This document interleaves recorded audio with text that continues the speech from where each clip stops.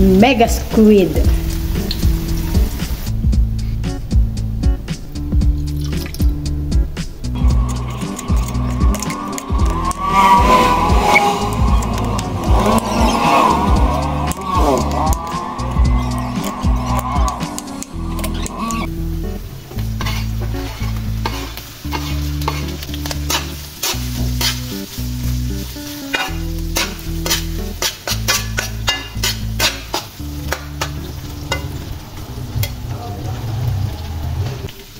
At ilalagay na natin yung sabaw. Yung sabaw ko ng mega squid. Mega squid. Buhay pa.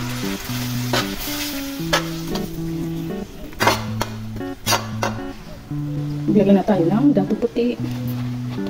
Tansyado lang siya, guys. Op, op. Tapos, maglalagay tayo ng oyster. Tansyado lang din. Hindi naman tayo mga professional na cook.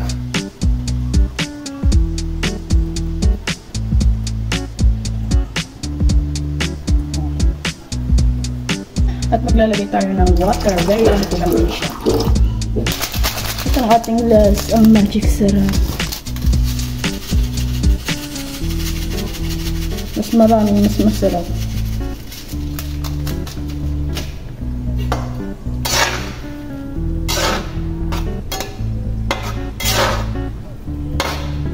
Wait lang tayo mag-boil, tapos ilalagay na natin yung ating kangkong. Fast forward yan, kumukulo na at ilalagay na natin ang ating kangkong. Fast forward again, hinalo-halo ko na siya at ayan, luto na siya, guys.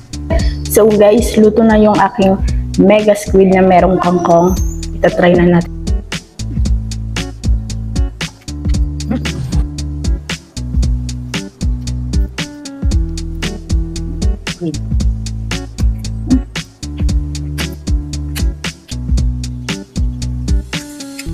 Panalo siya, guys.